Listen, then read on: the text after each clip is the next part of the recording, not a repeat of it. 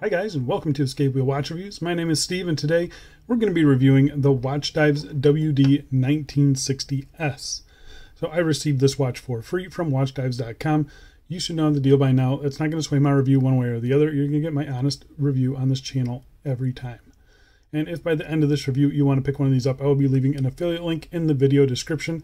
You guys aren't paying any extra. I'm actually going to give you a coupon code here in just a second, but it'll just earn this channel a little bit of commission, and I'll be able to keep buying watches to review for you guys. So Watchdives is currently on a promotion, so I'm not really sure of the retail price of this thing, but currently it is listed at just under $70 US. That's before any taxes, VAT, coupons, or anything like that. And you can use code ESCAPE10 for $10 off your purchase. This watch comes in 4 different configurations that you can see here. They do sell the black dial with applied indices, printed indices, and then you can get that printed indices in either white or that kind of faux patina lume. So just keep that in mind while purchasing. They also have what I believe is the same case and the same bracelet, just a different dial as you can see here, and that is the WD-1970S. So if you like that one a little bit more, you do have a couple options there as well. The watch case is made of 316L stainless steel. It has a mineral crystal, a screw-down crown, a screw-down case back, 100 meters of claimed water resistance. The watch comes with BGW9 lume as long as you get the white lume. And then the watch is powered by the Seiko VH61 sweep quartz movement. So Watchdives has been selling watches for a while now under their own brand, but I believe this is the first watch that is fully theirs. And I say that meaning that some of the other watches that I have reviewed with the Watchdives brand, they're just kind of rebranded watches that have been out there from So there's cases and there's bracelets and there's dials and stuff like that that have already been used in other watches. This one here, I don't believe I've seen this case anywhere else. Someone correct me if I'm wrong. Maybe Addy's Dive has one. I'm not really sure, but I believe this is the first one that is fully theirs. So I want to see how they did. So I say we get right into this full review. But before we do, doing a quick wrist check today. Don't get sick of it. This is the F023. Yep, it's been on wrist quite a bit since I've gotten it, and it's still on wrist, so yeah, it's great. Go check out my review. Alright, so let's check out the dimensions. 36.4 on diameter, 11.9 millimeters thick.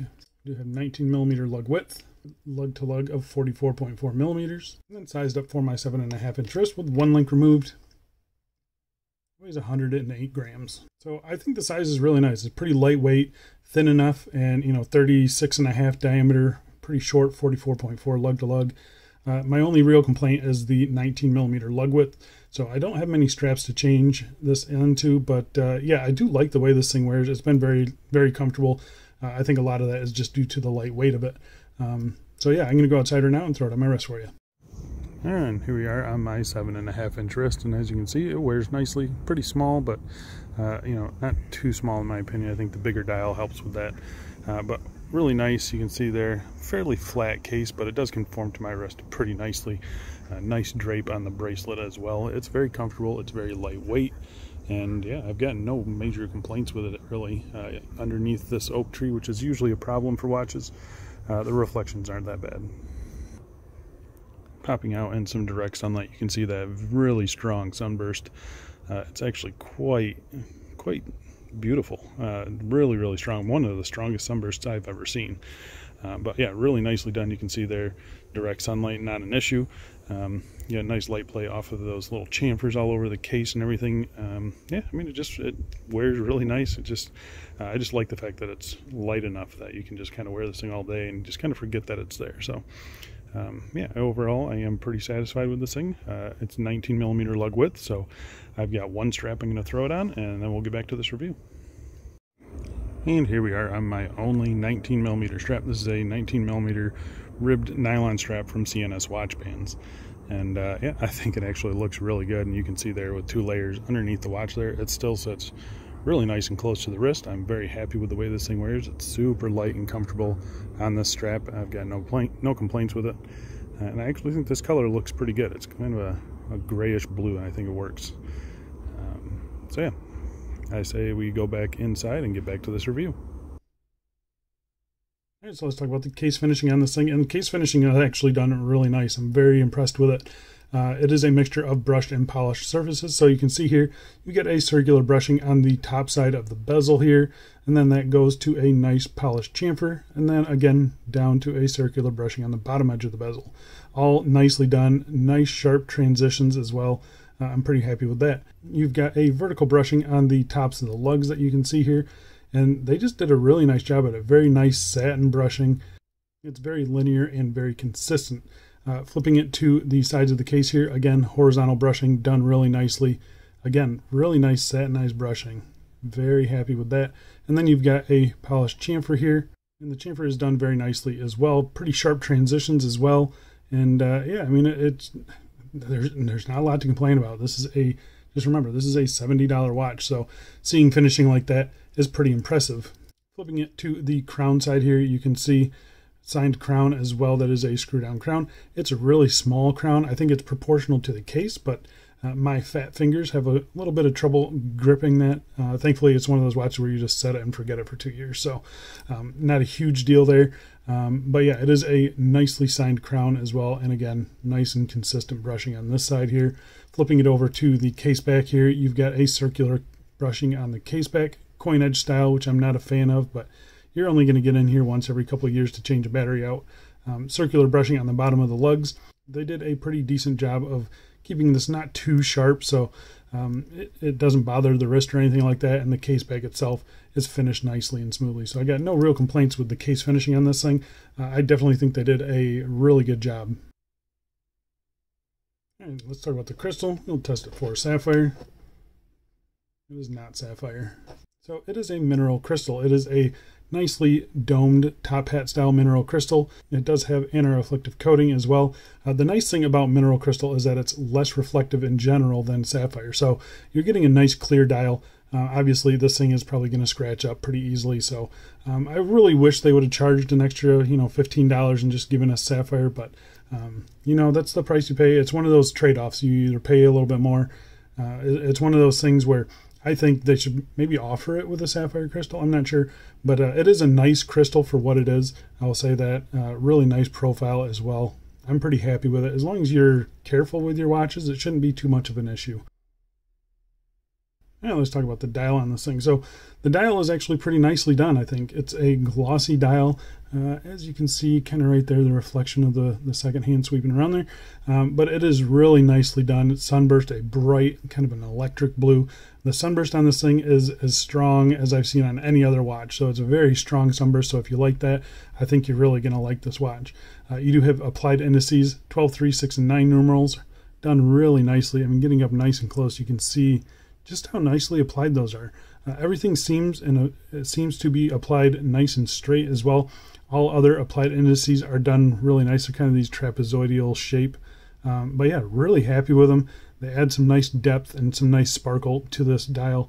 It looks great. You have your Watch Dives logo at the 12 o'clock position, 100 meters at the 6 o'clock position. Nice and clean, minimal branding, minimal text. I think it looks great.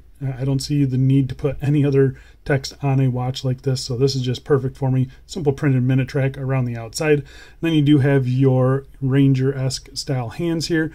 Really nicely sized though. That minute hand reaches right out to the minute track. That red tip on the second hand there, again, reaches right out to the minute track. Very happy with the handset on this thing. They're nice and clean, just polished, flat. They're not faceted or anything like that, but I don't think they need to be. They provide some nice contrast to the dial. I think they look great. I know some people don't like the shape of the hour hand, but you do have that other option with the Watch Dives 1970S. So yeah, I think this is really nicely done though. I think the lume is also applied pretty nicely. I'm going to pop up a lume shot here. It's obviously no dive watch, but it is that nice ice blue BGW9 lume. It's applied nice and evenly. I think the hands hold on a little bit better than the dial does. But yeah, it's fine for a watch like this. It's better than expected for a watch at the $70 price range. I think you're going to be pleasantly surprised with the lume on this thing. Just don't expect it to, kind of hold strong all night long. All right, so let's talk about the movement in this thing. So the movement is the Seiko VH31. It's their sweeping quartz. So you get 4 ticks of the second hand every second, as you can see there. Really nicely done. It kind of gets rid of that annoying habit where, you know, the 1 tick per second miss the second markings on the dial. So I am always in favor of a movement like this. The battery life is about 2 years.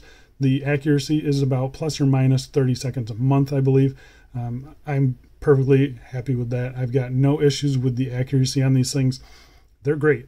I've had quite a few of these so far, and they all work perfect. So the nice thing about these is that you pull it out to the first position, it goes right into hacking, so you don't have a date complication behind the dial. So this is not a ghost date watch, which is nice to see.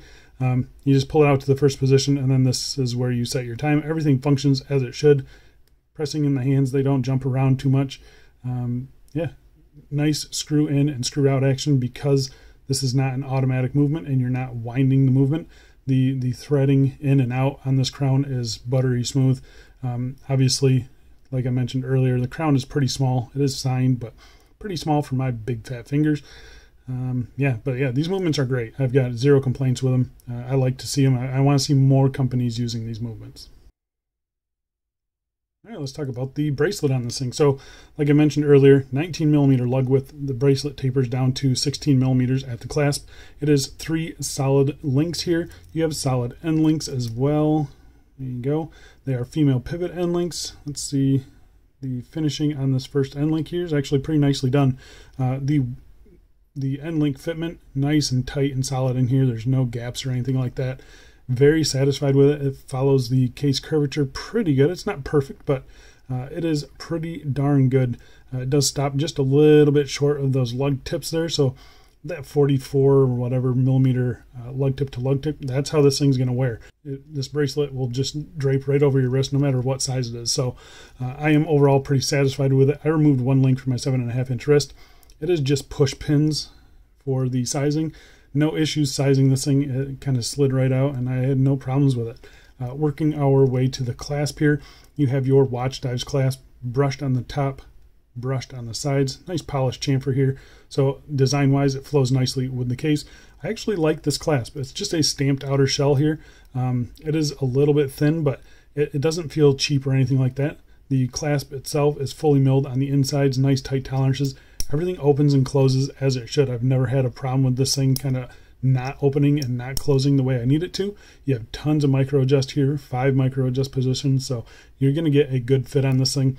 The clasp is pretty short, it's pretty lightweight, and it's pretty thin. So for a watch like this, I definitely think this clasp is above average. So yeah, I'm very satisfied with the clasp on this thing. Just don't go in expecting this bracelet to be amazing because it's not. But it is usable and it's serviceable. I think the finishing on it is done nicely. Nothing hangs on itself or anything like that. The bottom edge of this bracelet is nicely rounded, so it's nice and comfortable.